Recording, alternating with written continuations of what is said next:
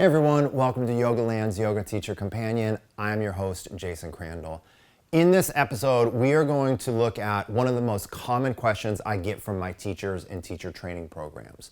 The question is, how do we help our students jump back to Chaturanga with more skill and more control? We're going to look at 3 drills. I practice and teach these drills all the time. These 3 drills have the same underlying concept in mind.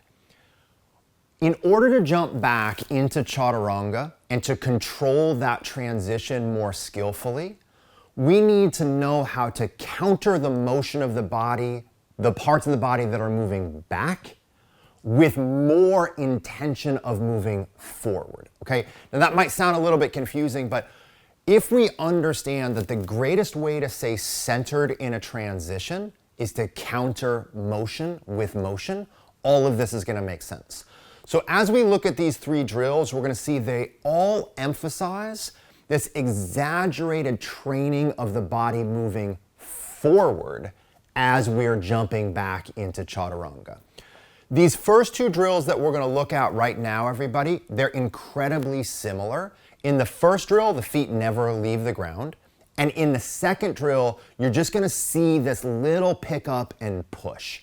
Now, one more quick thing before we look at these, which is, when we are teaching these drills, don't worry about breath cues. Just do a handful of repetitions, okay? And don't overcue your students. Don't try to teach them everything about how to breathe in concert with motion. We're just trying to get a feel for that body shifting forward. Here we go, let's look at them.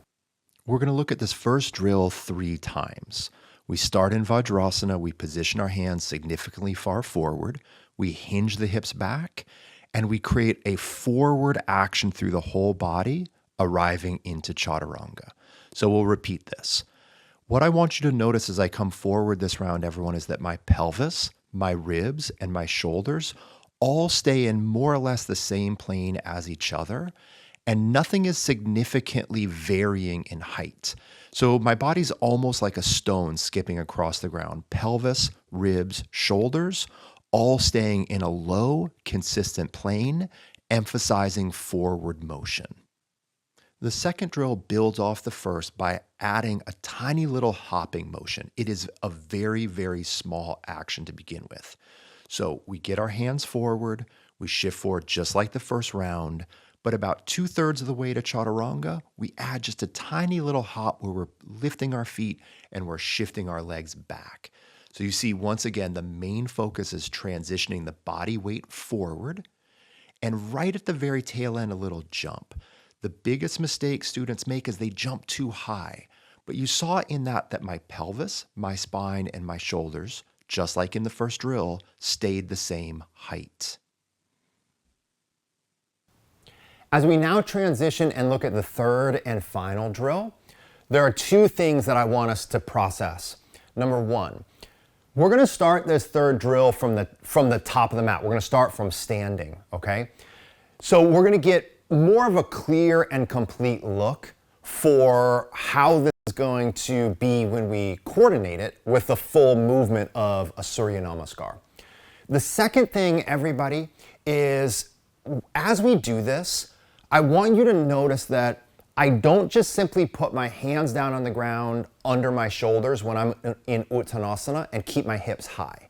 Instead, after I do halfway lift, I put my hands forward of my shoulders, I bend my knees much lower. So what I'm doing here, everybody, is I'm getting everything closer to the ground, and I'm also getting my hands further forward. If I start with my hips closer to the ground, there's just less distance that those hips have to be controlled. Secondly, if I put my hands forward of the shoulders, it's much smoother and more integrated and honestly easier for me to get that feeling of shifting my body weight forward in conjunction with the part of my body that I'm sending back to jump back.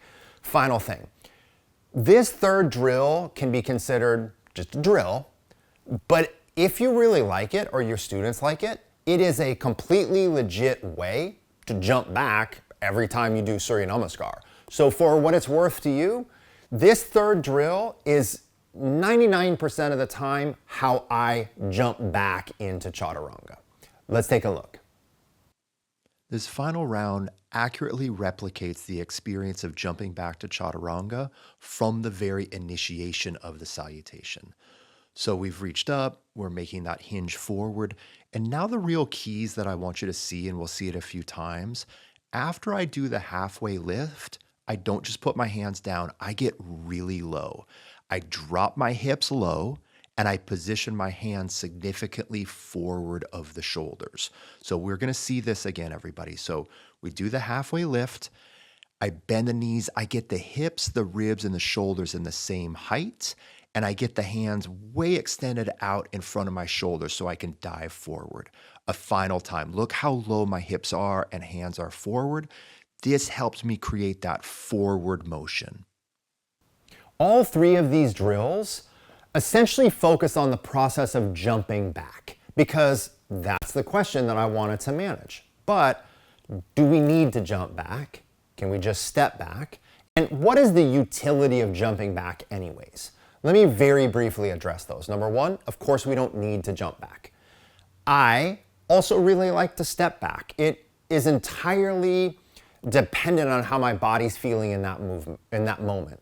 So I like the option of skillfully jumping back. I also plenty of times take the option of just stepping back. Second question, what's the value? Why jump back to Chaturanga instead of just step back to Chaturanga? And what I would say is, it's the same answer. It's just preference based. There is nothing wrong with stepping back. If that feels a little bit more controlled or safe or stable for you or for your students, be sensible, work that way. But if you're looking for even more dynamism and you wanna really refine that jumping process, these three drills are gonna help you so much. Finally, don't forget to check out jasonyoga.com for my online trainings. And also everybody, I love creating this content and I hope you love it too. So please feel free to share all of this content with your students. And if you don't mind, if you want more of it, check out the, hit the subscribe button. Okay, bye, thank you.